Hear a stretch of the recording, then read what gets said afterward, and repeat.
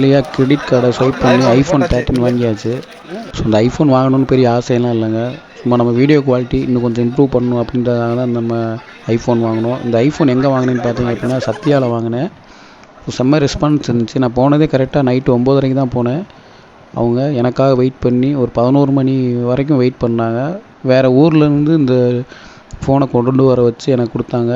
12 மணி வரைக்குமே வெயிட் பண்ணி எனக்காக பண்ணாங்க. அது மாதிரி ப்ரைஸும் கம்மி பண்ணி தான் கொடுத்தாங்க. மற்ற கடையை கம்பேர் பண்ணுற அளவில் இங்கே 3000 ரூபாய்க்கு மேலே எனக்கு கம்மியாகவே ஆச்சு.